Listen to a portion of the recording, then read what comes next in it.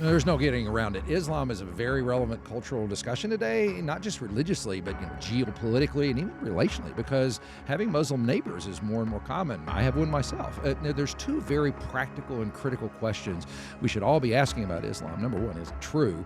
But also, at its foundation, is it violent or does it encourage violence? And this Christian preacher does a very admirable and gracious job of addressing this topic with a young Muslim who's most likely like the Muslims we know and interact with. Now, watch this. And then on the post side, I'd like to point out one vital fact on this subject. Okay, I'm a Muslim. All right.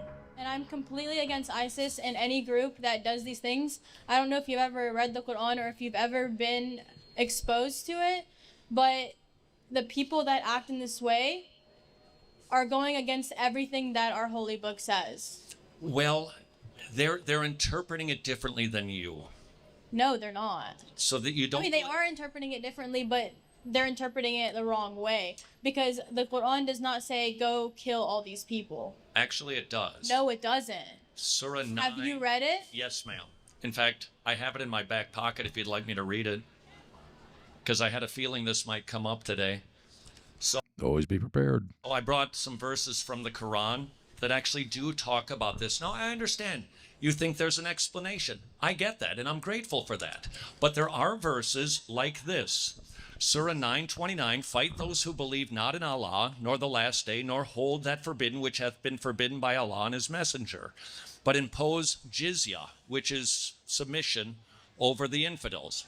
Surah number 5, the punishment of those who wage war against Allah and his messenger, and strive to make mischief in the land, which is this is the verse of ISIS that they use because we're making mischief in the land, they believe, and so you can disgrace them and slaughter them.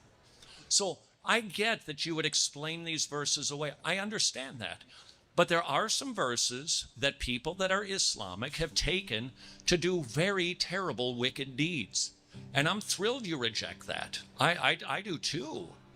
But there are verses that are challenging for the Muslim to be able to explain them. We all know that there's a matter of interpretation, and that does happen with your Muslim neighbors. And having interacted with Islam quite a bit and read the bulk of the Quran, what I can say is, yes, there's verses in there, and they're obviously interpreted as being permissive of violence and everything else by some factions. That obviously goes on. But there's a deeper issue, and that is that the Quran follows the pattern and the experiences of the Prophet Muhammad. He was the one that related over. And he starts as a person of peace, and he ends up being a person of war, though. And he engaged this. He was a man of war.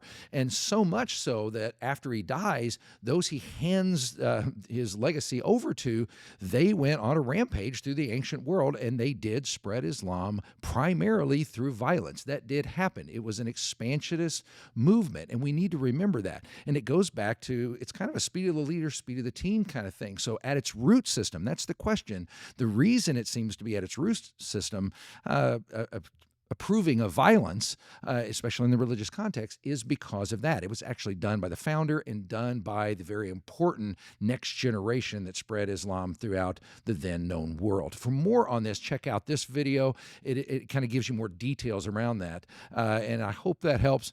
See you next time.